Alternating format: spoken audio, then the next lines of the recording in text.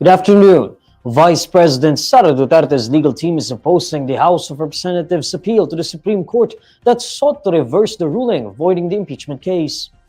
Attorney Michael Poa says their team filed the opposition to the House's motion for reconsideration before the Supreme Court on Monday, August 18. However, Poa says they will not discuss the document's details with the media out of respect for the judicial process. The High Court is set to tackle the matter after receiving the House's motion and the Duterte camp's comment. On its July 25 ruling, Supreme Court declared the impeachment complaint against Duterte as unconstitutional. The Supreme Court said the filing of the impeachment complaint violated provisions that bar the initiation of more than one impeachment proceeding per year. In its decision, the High Court likewise laid down guidelines to ensure fairness in conducting the impeachment proceedings. But the House filed a motion for reconsideration, arguing that the new rules should apply to future impeachment cases. Meanwhile, the Senate has since archived the impeachment case against the Vice President pending the appeal. According to Senate President Jesus Escudero, the impeachment case can be brought out of the archives if the Supreme Court reverses its decision. The State Weather Bureau says Tropical Depression Huaning has left the Philippine area of responsibility on Tuesday, August 19. In its 11 a.m. bulletin, Pag-asa says Huaning exited the PAR at 5 a.m. on Tuesday. As of 10 a.m., it was spotted some 880 kilometers northeast of extreme northern Luzon.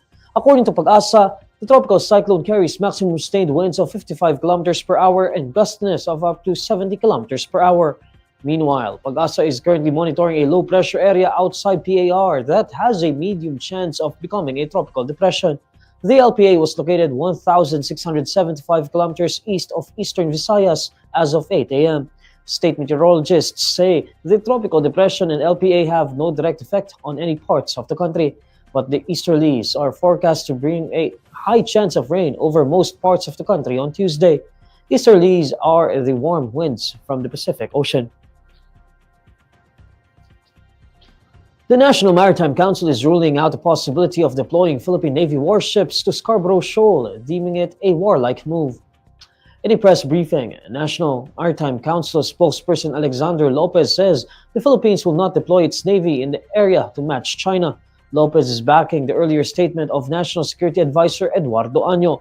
He said that civilian agencies such as the Philippine Coast Guard and the Bureau of Fisheries and Aquatic Resources will remain the lead agencies in future missions to Scarborough. Hindi tayo magpapadala ng Navy natin para tapatan ang isang Navy. Bakit? Kasi once you deploy a Navy vessel there, you come like warlike. You come in warlike. Para bang nanunutya ka, nangahamon ka. That is not the policy stand of our government. So, hindi tayo magpo-provoke kasi we do not know what will happen if two Navy vessels are there. Kasi doon pwede mangyari miscalculation, misjudgment. And that is the thing that we do not want. No? This comes after the collision between a People's Liberation Army Navy warship and a China Coast Guard ship on August 11. China Coast Guard 3104 was chasing BRP Suluan during a mission to assist Filipino fisherfolk. On August 13, a Chinese fighter jet intercepted a PCG aircraft above the waters of Scarborough. Despite such moves, Lopez says the Philippine government will address the conflict in the most peaceful manner.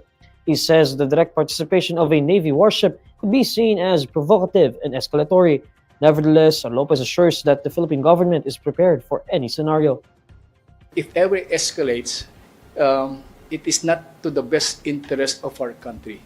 It is not even to the best interest of China for that matter and to the region. So we might as well tone it down and bring it down to a level that we can manage. Otherwise, you do not know what will happen. We do have contingency measures already. And these are the stories you need to know today. I'm Neil Mercado. Follow INQUIRER.net on Facebook, X, YouTube, TikTok, Instagram, and Reddit. For more stories, visit INQUIRER.net. Good afternoon.